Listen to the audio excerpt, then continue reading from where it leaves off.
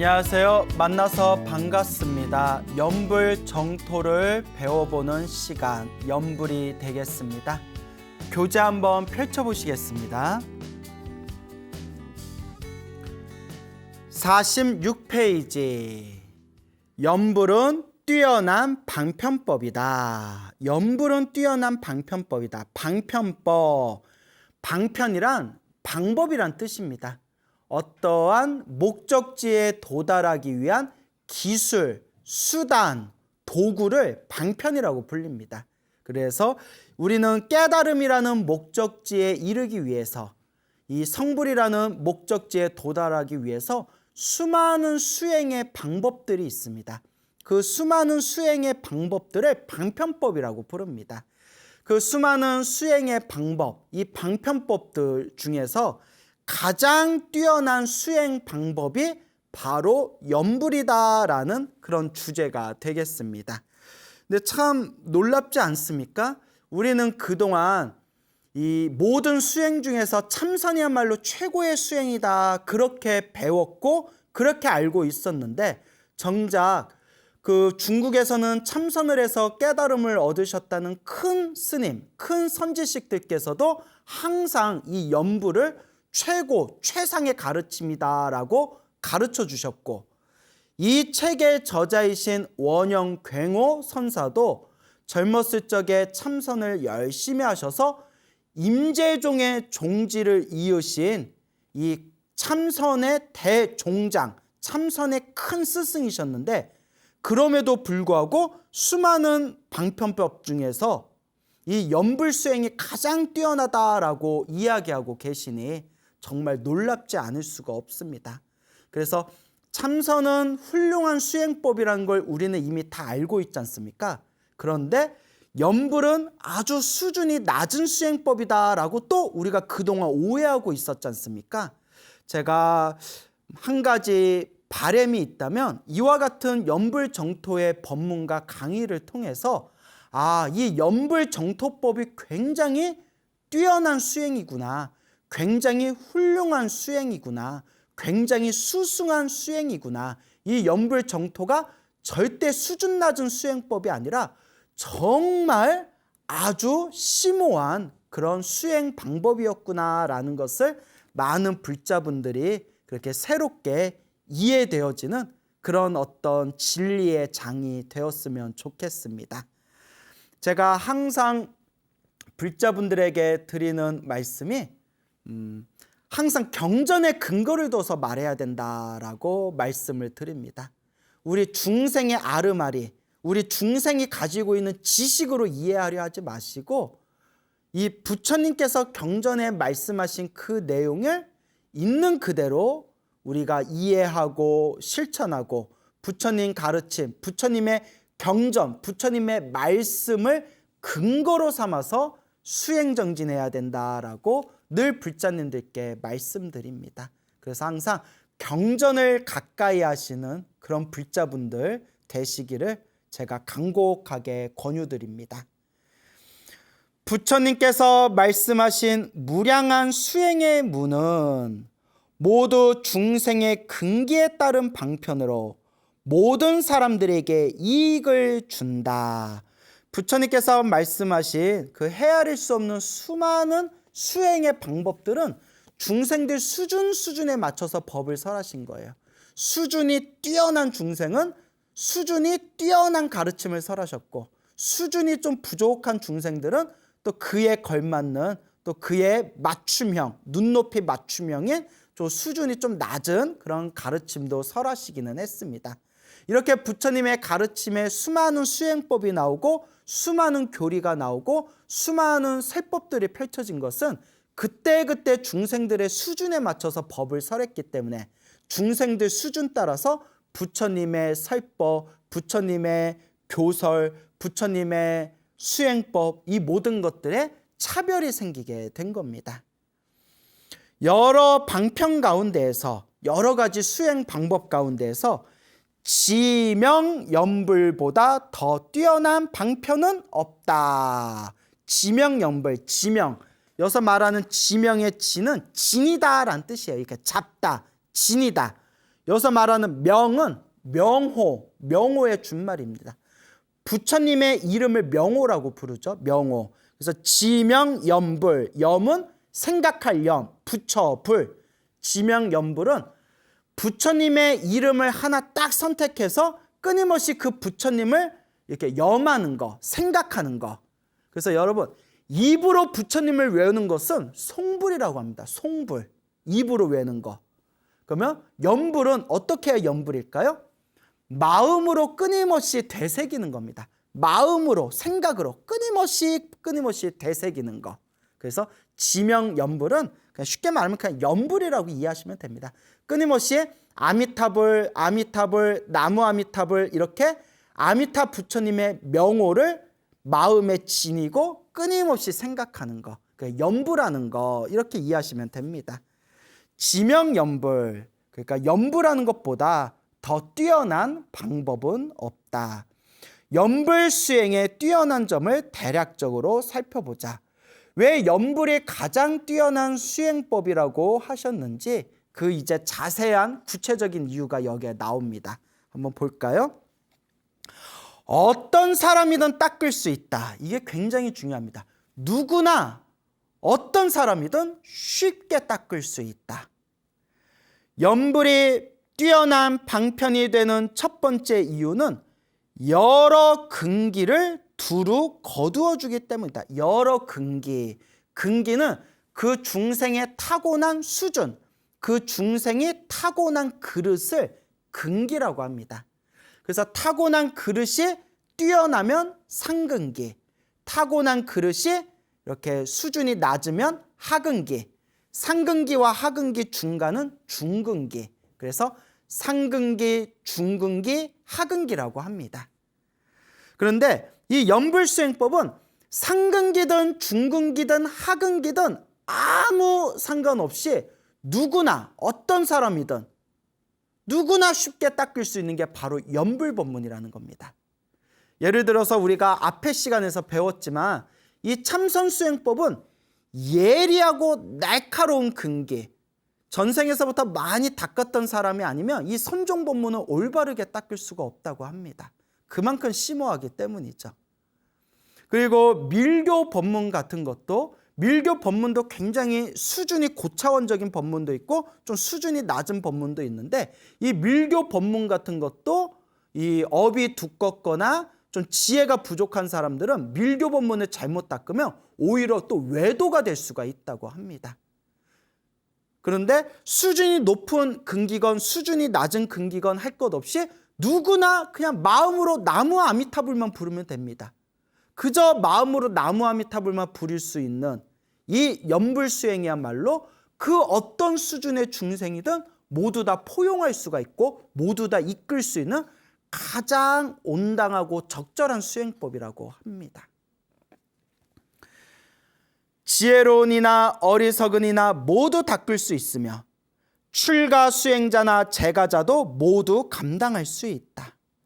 남자든 여자든 귀하든 천하든 구별 없고 절에서나 마을에서나 바쁠 때나 한가할 때나 시간에 구애 없고 앉아있을 때나 움직일 때나 언제든 연불할 수 있다. 그러니까 누구라도 쉽게 연불할 수 있어요. 그냥 생각이 있는 존재라면 나무 아미타불 그 6글자 정성스럽게 연불하면 됩니다. 나무 아미타불 6글자가 너무 길면 4글자만 연불하셔도 된다고 합니다. 아미타불, 아미타불, 아미타불. 세상에 이렇게 쉬운 수행법이 어디 있습니까? 아미타 부처님에 대한 믿음을 가지고 저 극락세계에 태어나겠다라는 확고한 발언으로 그저 나무 아미타불, 나무 아미타불, 나무 아미타불 연불하면 근기가 뛰어나든 근기가 떨어지든 지혜로운 사람이든 어리석은 사람이든 남자든 여자든 귀한 사람이든 천한 사람이든 상관없이 누구나 저 성불학교에 입학하게 되고 저 극락세계 성불학교에 입학하게 되면 반드시 깨달음을 보장받게 된다고 합니다. 그러니 세상에 이것보다 더 쉬운 성불로 가는 수행법이 어디에 있겠냐라고 아미타경과 무량수경에서 간곡하게 말씀하시고 계시는 겁니다. 일심으로 염불할 뿐 어떤 사람이든 누구나 모두 극락왕생하여 생사를 초월하고 영원히 윤회를 쉬게 된다. 누구나 이번 생에 나무아미탑을 염불하고 나무아미탑을 염불해서 저 극락세계에만 태어나면 더 이상 윤회 세상에 떨어지지 않고, 그리고 이 생사를 초월하고 윤회를 더 이상 윤회 세상에서 휘둘리지 않으면서 아미타 부처님을 스승으로 삼아 성불하는 그날까지 완벽한 환경과 조건 속에서 우리가 수행을 할 수 있다고 합니다. 그게 바로 극락세계 성불학교에 우리 불자들이 당연히 가야 할 당연한 자명한 이유이기도 합니다. 이 좋은 불교학교를 두고 도대체 우리가 어디를 가겠습니까? 이 우주에서 가장 최고의 최상의 불교학교가 바로 극락세계라고 수많은 부처님들께서 찬탄하시고, 또한 수많은 부처님께서 찬탄하신 그 경전마다 이 극락세계를 다 함께 태어나라 태어나라 권유하고 있지 않습니까? 그러니 우리가 이 극락세계를 두고 과연 우리가 어디로 갈 수가 있겠는가 라고 우리가 진지하게 고민해 봐야 됩니다. 어떤 사람은 염불은 어리석은 사람이 할 수행이지 지혜로운 사람이 수행할 필요가 있겠느냐고도 말한다. 이거 아주 중요한 내용입니다. 여러분 밑줄 쫙 쳐주세요. 염불은 어리석은 사람이 하는 수행이지 지혜로운 사람은 염불 같은 수행할 필요 없다. 염불은 수준이 낮은 사람들을 위해서 부처님께서 설하신 방편법이지, 수준이 높은 사람들은 이 마음 깨치는 법, 이 마음을 그 자리에서 깨치는 이 법을 닦으면 된다. 이렇게 말씀하시는 분들이 있습니다. 그런데 그게 참으로 잘못된 착각이라는 겁니다. 어떤 분이 스님, 이 자리에서 마음만 깨치면 부처라고 하는데 굳이 뭐하러 염불을 해서 따로 극락세계를 구합니까? 라고 말씀하시는 분들이 있습니다. 맞습니다. 이론상으로는 틀리지가 않습니다. 맞습니다. 맞는데 자 보세요. 마음만 깨치면 부처입니다 라고 입으로는 누구나 쉽게 떠들지만 불교 역사상 정말 마음을 그 자리에서 완전히 깨쳐서 부처가 되신 분이 과연 몇이나 될까요? 이건 제 얘기가 아닙니다. 역대 큰 스님들께서 항상 하시던 말씀이 있었습니다. 이건 절대 제 견해가 아닙니다. 제가 20대에 선방 다니면서 지금도 생존해 계시는 우리 선원의 큰 스님들께서 직접 해주신 법문입니다. 참선 법문을 닦는 이 선종 역사상 실제로 마음을 완전히 깨쳐서 성불의 자리까지 가신 분들이 생각보다 그렇게 많지가 않다라고 그렇게 우리 선지식들께서 우리 후학들에게 말씀해 주셨습니다. 기록에도 나와 있고, 또 살아생전의 성철 스님께서도 한국불교의 법맥이라든가 선문정로라는 책에서 이 부분에 대해서 아주 날카롭게 그렇게 돌직구로 이 견성에서 성불하는 이 대종사가 과연 몇이나 되었겠는가, 참으로 어렵고도 어려운 일이다라고 수없이 말씀하셨습니다.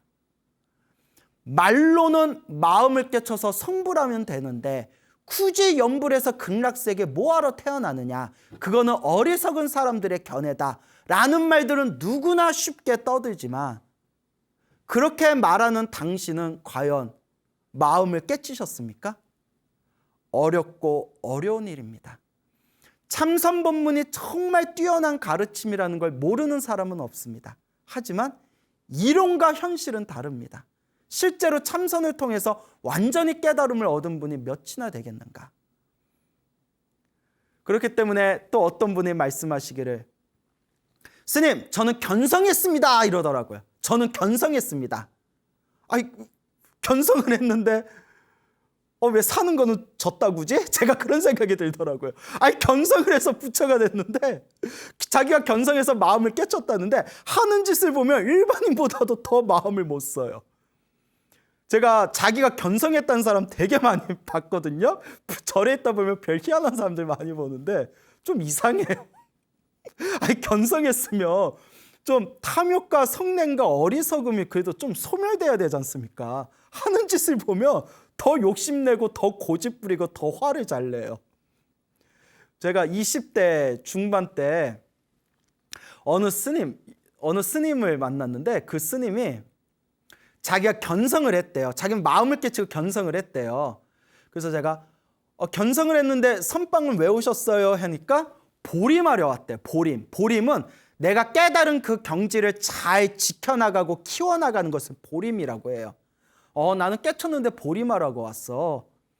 그래서 제가 그때 또 20대 중반이면 한창 혈기가 완성할 때지 않습니까? 지금은 이제 안 그러지만 그때 저도 굉장히 날카로웠거든요. 저는 이미 그때 이론적으로 완전히 중무장되어 있었기 때문에 그 스님하고 차를 마시면서 밤새워서 토론을 했어요.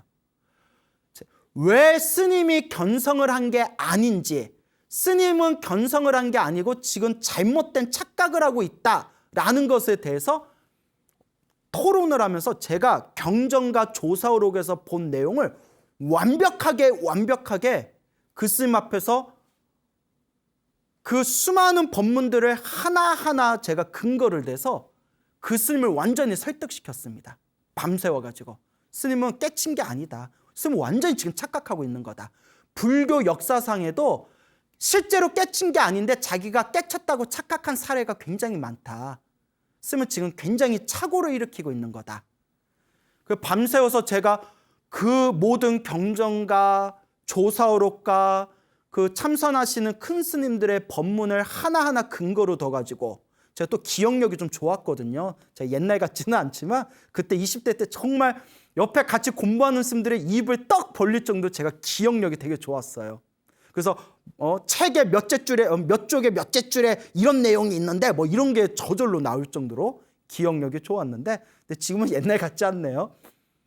그렇게 제가 딱 설득을 하니까 그 스님이 입을 떡 벌리는 거예요. 그러더니 고개를 끄덕이면서 하시는 말씀이 그분이 하시는 말씀이 뭐냐면 스님도 깨쳤네 이러더라고요. 저한테. 제가 그분이 스님은 깨친 게 아닙니다라고 이론적으로 완전히 제가 깨부시니까 그 스님이 아유 내가 못 깨친 게 맞습니다 이렇게 얘기하는 게 아니라 저한테 스님도 깨친 사람이네 스님도 깨쳤네 이러더라고요. 그 말이 안 통해요. 말이 안 통해. 예. 깨치긴 제가 뭘 깨칩니까? 탐욕과 성냄과 어리석음이 아직도 있는데 절대 공부는 스스로를 속이면 안 됩니다. 여러분 이 강의를 듣고 계시는 여러분들 절대 자기 자신을 속이면 안 됩니다. 내가 공부가 좀 잘 됐다, 내가 공부가 좀 됐다라고 생각하는 순간 이미 우리는 어긋난 길을 가고 있는 거다라고 선지식대께서 많이 말씀하셨습니다. 적어도 아라한 이상은 돼서 탐욕과 성냄과 어리석음이 완전히 소멸할 정도는 돼야지 그 잠깐 공부하다가 머리가 반짝이는 그거 맛 한번 본 것 같고 내가 공부가 다 됐다라는 식으로 착각에 빠진다면 과거, 현재, 미래 모든 부처님이 오셔도 그 사람은 구제하기가 힘듭니다. 그래서 내가 마음이 깨쳤다, 내가 견성했다 아닙니다. 다 착각입니다, 여러분. 공부하다가 그냥 잠깐 마음, 의식이 잠깐 맑아진 걸 좀 맛본 것뿐이지 그거 다 자신의 착각입니다. 만약에 여러분들이 냉정하게 자기 자신을 바라봐서 탐욕과 성냄과 어리석음의 흔적도 없이 사라져 있다면 그러면 제가 좀 인정해 드리겠습니다. 근데 똑같이 탐욕 부릴 거 다 부리고 똑같이 화낼 거 신경질 낼 거 다 내고 똑같이 어리석음에 빠져 있는데 내가 견성했다 해버리면 이건 정말 우리 미치고 팔짝 뛸 일입니다, 여러분. 그러니까 착각하지 마세요. 공부가 그렇게 쉬운 거 아니에요. 요새 가끔 어떤 사람들이 견성은 쉽습니다. 그냥 이 자리에서 그냥 놓아버리면 됩니다. 놓아버린 그 자리가 견성이에요. 그냥 오직 이것뿐입니다. 이렇게 쉽게 얘기하는데 여러분 그렇게 이 부처님의 말씀하신 우리가 이 번뇌를 소멸한다는 게 그렇게 쉬운 게 아니에요. 그렇게 쉬운 거면 부처님이 뭐하러 6년 고행을 하셨고 부처님이 3아승직업 동안 부처님께서 육바라밀을 완성하셨겠습니까? 그렇게 쉬운 거면 옛 선사들이 왜 해가 질 때마다 다리를 뻗고 막 펑펑 울었겠습니까? 옛 어느 선지식께서 해가 질 때마다 다리를 뻗고 우셨대요. 사람들이 왜 우냐고 하니까 벌써 해가 지는데 내가 아직도 못 깨쳤다고 그렇게 우셨다고 합니다. 뭔가 좀 찡하지 않습니까, 여러분? 만약에 그렇게 견성하는 게 쉽고 마음 깨치는 게 쉬우면 옛 선지식들께서 참선하면서 왜 송곳으로 자기 허벅다리를 찔러가면서 참선을 했겠습니까? 절대 그렇게 쉬운 게 아닙니다. 깨달은 자의 입장에서 보면 세수하다가 코로 만진 것처럼 쉬운 게 이 깨달음의 경지라고 하지만, 깨달음을 얻지 못한 우리 중생의 입장에서 보면 절대 이 번뇌와 망상을 우습게 보지 마십시오. 그래서 예전에 불교 역사적으로 보면 자기가 깨쳤다는 사람들이 실제로 많았어요. 그래서 그거에 대한 재미난 사례들도 제가 굉장히 많이 아는데, 예전에 한 20, 30년 전쯤에 어느 거사님이 있었대요. 근데 그 거사님이 참선도 하고 그러다가 자기가 이제 견성했다, 자기가 깨달음을 얻었다, 이 우리나라 대한불교 조계종 큰 스님들도 다 내 손바닥 위에 있다, 이렇게 큰 소리치던 거사님이 있었답니다. 그래서 그 밑에 제자들도 많았대요. 근데 이 거사님이 어느 스님을 만났는데, 그 스님께서 그 자기가 깨쳤다는 거사한테 당신은 못 깨쳤습니다. 당신이 깨쳤다면 당신이 그렇게 아망과 아상과 아집이 있을 수 없습니다. 금강경에 나오지 않습니까? 깨달은 자는 아상, 인상, 중생상, 수자상이 없다고. 당신은 지금 눈빛에 아상과 아집이 꽉 차 있습니다. 당신은 진짜 깨친 게 아니라 공부하다 그냥 맛을 본 것뿐입니다. 더 이상 입으로 구업짓지 마시고 다시 공부하십시오라고 그렇게 그 어른 스님께서 간곡하게 얘기했는데, 에이, 스님이 수준이 낮으니까 내 경지를 못 알아보는 거요, 뭐 이런 식으로 그렇게 이제 방을 박차고 나갔답니다. 그러니까 한참의 시간이 지난 뒤에 그 자기가 깨쳤다는 거사가 다시 찾아왔는데, 그 총기 있고 반짝반짝이던 눈빛이 완전히 흐리멍텅해지고 온몸이 삐쩍 골아가지고 찾아왔대요. 놀래가지고 스님께서 아니 이거 어떻게 된 거요? 왜 이렇게 몸이 어쩌다 이렇게 상했어? 하니까 스님, 제가 죽기 전에 참회드리러 왔습니다. 제가 암에 걸렸는데, 암에 걸려가지고 항암 치료도 받고 시술도 받았는데 제가 더 이상 가망이 없는 것 같습니다. 그런데 스님, 암에 걸려서 이제 죽게 생겼다 하는 순간 자기가 공부했던 경계가 다 무너지면서 그 죽음에 대한 공포감이, 죽음에 대한 그 공포심이 자기를 막 뒤흔들더랍니다. 죽기 싫어 하는 막 그 공포심이 뒤흔들면서 그때 내가 정말 마음을 깨친 게 아니구나. 마음을 깨치면 죽음에 대한 공포도 여여하게 받아들여야 되는데 막 그 죽음에 대한 공포심이 막 밀려오는 겁니다. 그때서야 비로소 알아차린 거예요. 내가 깨달은 게 아니었구나. 그리고 그분이 이제 죽기 전에 그 어른 스님께, 스님, 그때 스님의 말 제가 제대로 섭수하지 못하고 제가 바르게 수행하지 못해서 제가 죄송하다고 참회하러 왔습니다 했다는 그런 일화들도 있습니다. 이런 비슷한 일화들이 많아요. 근데 여러분, 그래도 죽기 전에 아이고 내 공부가 부족했구나라고 알아차리면 그나마 다행이에요. 죽는 순간에도 자기가 천상천하 유아독존이라고 사람들 속이면서 죽으면 그것도 정말 다음 생에 무서운 악도에 떨어지는 구업이 되는 겁니다. 그래서 여러분 오해하지 마세요. 제가 뭐 누구를 욕하거나 비난하거나 비판하려는 게 아니라, 이상하게 요새 말법 시대다 보니까, 그러니까 뭐 우리 공부하는 스님들이 보기에는 그렇게 대단한 경지가 아니고 중간에 공부하다가 그냥 마음이 한번 맑아지는 경지 한번 맛봤을 뿐인데, 그게 뭐 대단한 것 마냥 견성했네, 마음을 깨달았네, 뭐 내가 수행이 높으네, 이런 아상아만에 빠지지 말라는 그런 마음에서 제가 이렇게 간곡하게 말씀드리는 겁니다. 절대 뭐 누구를 욕하려는 것도 아니고 제가 또 뭐 누구를 욕할 자격도 없습니다. 뭐 저는 잘났겠습니까? 다만 우리 진실로 부처님 법을 닦으려는 불자분에게 제가 간곡하게 말씀드리고 싶은 거는 이 경전의 근거를 둬서 공부해라. 부처님의 말씀, 부처님은 우리에게 무엇을 말씀해 주셨나? 어떻게 수행하라고 가르쳐 주셨나? 부처님의 경전을 의지해서 공부하시기 바랍니다. 그러면 내가 감히 묻겠는데 문수보살과 보현보살보다 더 뛰어나고 지혜로운 사람이냐라고 원영스님께서 딱 부러지게 이야기하시는 겁니다. 우리가 연불은 어리석은 사람이 하는 수행입니다 라고 했을 때 연불이 어리석은 사람이 한 수행이라고 했지? 그런데 문수보살과 보현보살은 어리석냐 지혜롭냐 라고 하면 뭐라고 대답하겠어요? 당연히 우리 불자라면 지혜롭죠. 깨달음을 얻으신 대보살님들이신데, 그래, 그럼 문수보살 보현보살이 지혜롭다고 인정을 했지? 그런데 문수보살 보현보살도 연불을 닦으셨다라고 경전에 근거가 있다는 겁니다. 여러분, 연불이 어리석은 사람이나 닦는 수행이라면 왜 문수 보현은 연불을 닦았겠습니까?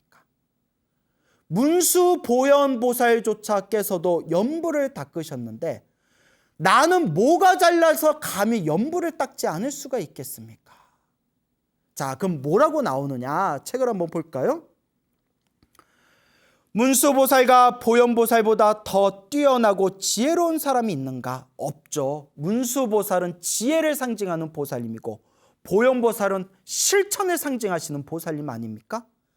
이 문수보살과 보현보살은 수많은 보살님들 중에서도 이른바 가장 윗자리에 앉으시는 상수로서 존경받는 대선지식들이신데, 문수보살, 보현보살 두 보살님도 모두 발언하여 정토 왕생을 구하였다. 문수보살, 보현보살도 연불정토를 닦으셨다는 거예요. 아미타 극락세계 태어나기를 발언하셨다. 그러면서 뭐라고 나오느냐? 보현보살 개에 이르기를, 보현보살 개송에 이르기를, 줄여서 보현개에 이르기를, 내가 임종할 때, 내가 목숨이 닿을 때 일체 장애가 모두 사라지고 모든 장애가 다 사라지고 아미탑을 칭견하여 극락세계 왕생하기를 원하옵니다 라고 보현보살께서 말씀을 하셨어요. 보현행원품에 나오지 않습니까? 보현행원품 마지막에 보면 보현보살이 이와 같이 발언하십니다. 내가 목숨이 닿을 때 모든 장애가 다 사라지고 이 연불한 공덕으로 아미탑을 칭견하옵고 반드시 극락세계 성불학교에 태어날지어다 라고 보현보살이 분명히 선언을 하셨지 않습니까?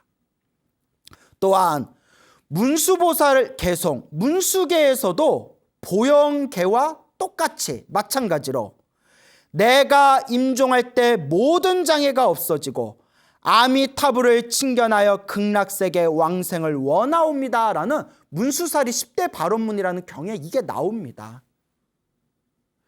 이렇게 경전에 보현보살도 문수보살도 극락세계에 태어나기를 발언하셨고, 저 대자대비 구고군한 관세음보살도 항상 이마 위에 아미타 부처님을 모시고 다닌다고 분명히 기록되어 있는데, 분명히 경전에서도 이렇게 이야기했는데도 믿질 않으면 더 이상 무슨 말이 필요하겠습니까? 자기가 못 믿겠다는데.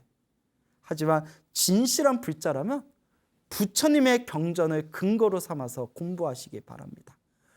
문수 보현보살조차도 아미타 극락세계에 태어나기를 발언하셨는데 우리 중생들은 무엇이 잘나서 연불정토법을 닦지 않고 오히려 연불정토법을 비방하고 비난하는가?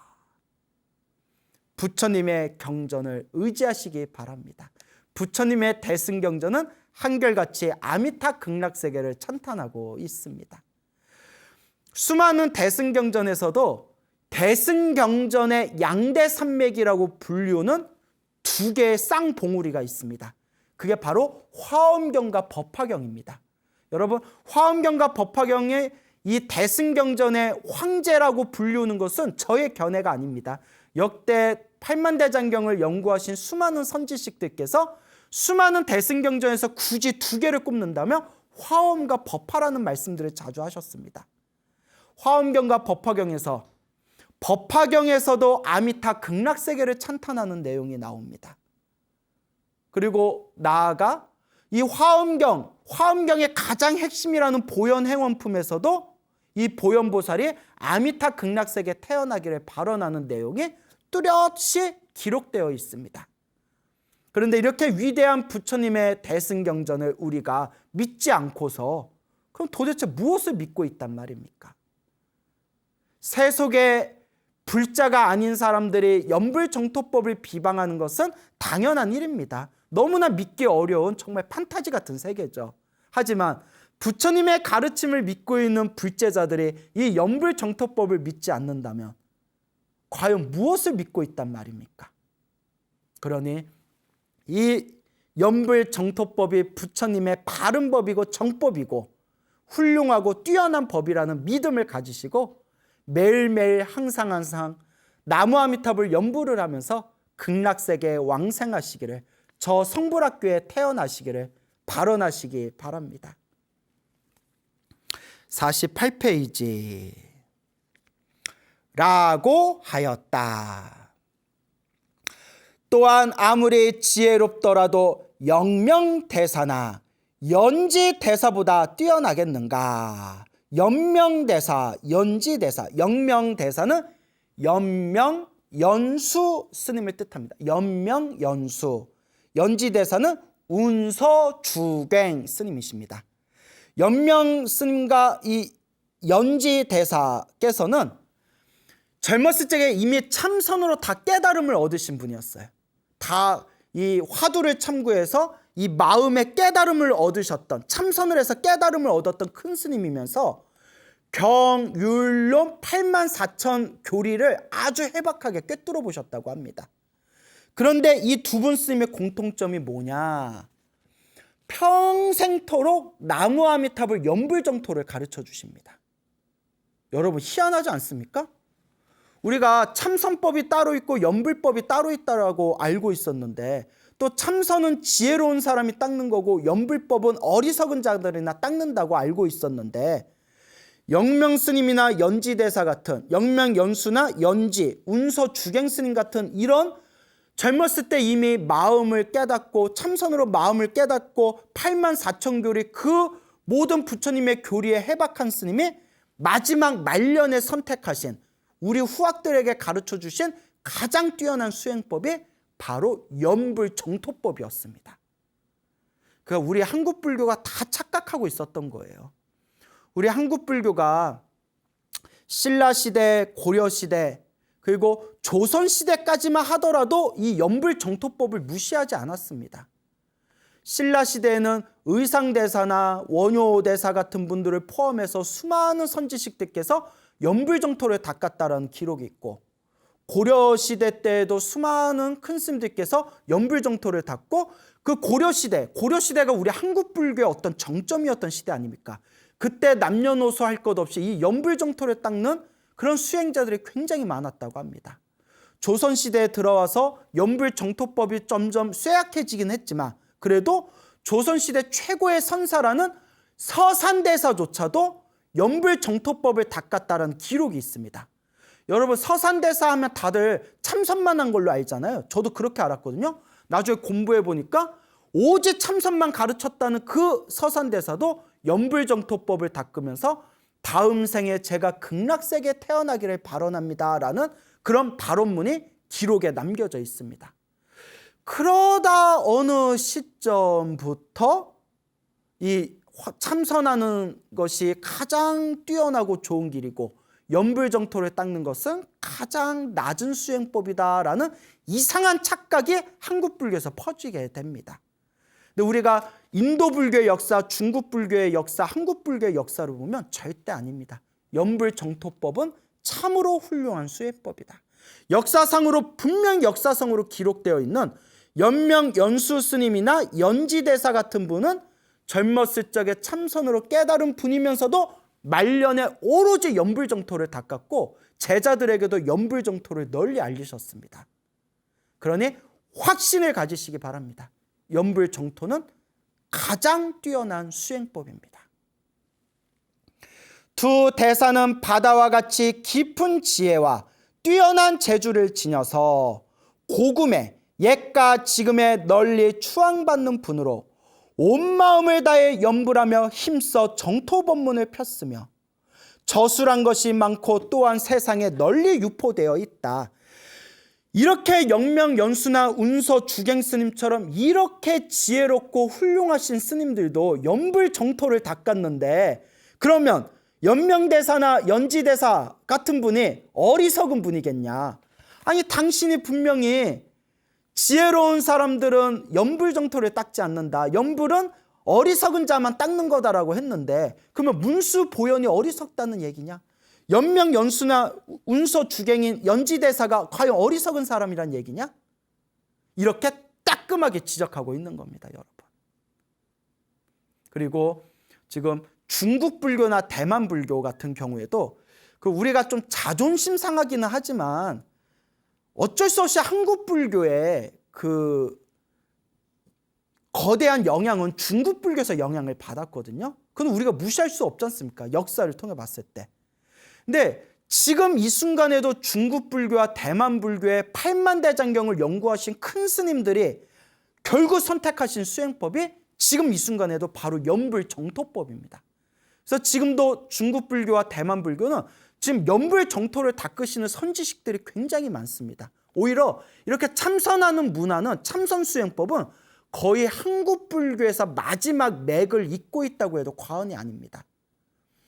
참선법이 잘못됐기 때문에 이 참선의 법맥이 약해진 게 아니라 그만큼 이 참선법을 닦아서 깨달음을 얻기가 쉽지가 않기 때문입니다. 하지만 이 연불정토 법문은 지혜로운 사람이든 어리석은 사람이든 누구나 정성스럽게 닦으면 반드시 성부를 보장받을 수 있는 가장 뛰어난 수행이 바로 연불정토법이 되겠습니다. 이와 같은데도 내가 어떤 사람인데 어찌 연불을 할 수 있겠느냐고 말할 수 있겠는가? 총명한 이가 총명 때문에 잘못된다는 속담에 들어맞는 이가 이런 부류의 사람이다. 총명한 사람은 자기 총명함만 믿고 잘못된 길을 가게 된다. 그래서 이걸 전문 용어로 헛똑똑이라고 하죠. 헛똑똑. 자기가 실제로는 그렇게 수준 높은 사람이 아닌데 스스로 나는 수준 높다라는 착각에 빠져서 오히려 이렇게 원만하고 훌륭한 수행법들을 오히려 물리치고 오히려 자기와 맞지 않는 수행법을 닦는 그런 자신의 헛똑똑에 빠진 사람들이 많습니다, 여러분. 그렇기 때문에 항상 부처님의 경전에 근거를 둬서 두루두루 원만하게 닦으시길 바랍니다. 또 어떤 사람은 연불은 출가 수행자의 일이지 스님들이나 닦는 것이지 제가자는 연불할 필요가 없다고 말한다. 이런 말은 부처님의 보살핌을 저버릴 뿐만 아니라 중생에게 큰 잘못을 짓는 것이다. 모든 부처님의 설법 가운데 널리 중생을 제도하지 않는 것이 없다. 자, 연불은 출가신 스님들이나 닦을 수 있지 재가신자들은 닦을 수가 없다. 아닙니다, 여러분. 오히려 재가신자들이 가장 쉽게 닦을 수 있는 가장 좋은 수행법이 연불입니다. 여러분, 만약에 계율을 수행한다면 머리 기른 사람들이 스님들처럼 계율 수행을 할 수 있겠습니까? 바깥에 사회에 나가서 직장 생활하고 그리고 결혼하고 애 낳고 처자식 먹여 살리고 사회에서 5만 가지 일들에 부딪힐 텐데 사회생활하면서 스님들처럼 계율이라는 청정한 수행을 닦을 수 있겠습니까? 어렵습니다. 그러면 재가신자들이 불교 교리를 제대로 공부할 수 있을까요? 할 수는 있는데 어렵습니다. 전문적으로 불교학자가 돼서 공부하지 않는 이상 대부분의 시간을 가정생활하고 직장생활을 하는데 언제 8만 대전경의 교리를 스님들만큼 깊이 공부할 수가 있겠습니까? 어렵습니다. 참선은 쉬울까요? 어렵습니다. 참선을 하려면 어느 정도 하루에 몇 시간이라도 좌선을 하면서 그런 선정이나 삼매를 닦아야 되는데 어느 세월에 직장생활하고 애들 키우고 가정생활하면서 요새같이 바쁜 현대인들은 하루에 30분 가부좌에서 명상할 시간도 없다고 합니다. 어렵습니다. 그렇다면 밀교 수행은 일반인들이 따기 쉬울까요? 정말 어렵습니다. 제가 티베트 불교를 공부하시는 티베트의 밀교 공부하시는 분들하고 대화를 나눠봤는데 이 티베트 밀교야말로 올바른 스승 밑에서 세밀하게 아주 세밀하고 예민하게 닦아야 되는 게 밀교 수행입니다. 아니 직장 생활하고 가정 생활하면서 어떻게 밀교, 그 세밀하고 섬세한 밀교 수행을 할 수 있겠습니까? 가정 생활하면서 직장 생활하면서 가장 가성비가 좋은 수행이 연불 수행입니다, 여러분. 아침에 눈 뜨면 나무 아미타불, 밥 먹으면서도 마음속으로 나무 아미타불, 버스 안에서도 지하철에서도 나무 아미타불, 걸으면서 나무 아미타불, 집에 와서 누워서 나무 아미타불, 그냥 앉아있을 때나 누워있을 때나 서있을 때나 언제 어디서든 그저 마음속으로 나무 아미타불, 나무 아미타불, 나무 아미타불 연불한다면 불보살의 가피가 항상 함께 할 것이고 반드시 극락세계에 태어날 수 있는 청정한 원인을 짓게 될 것입니다. 그래서 오히려 제가 수행자가 닦을 수 있는 가장 좋은 방법이 바로 연불수행법입니다. 이번 생에 이 소중한 연불정토법을 배웠다는 이 성근을 마음속에 기쁨으로 여기시고 열심히 나무 아미타불 연불하셔서 다음 세상에 다 함께 극락세계에 태어나시기를 그렇게 발언하시기 바랍니다. 오늘 여기서 마치겠습니다. 여러분 성불하십시오.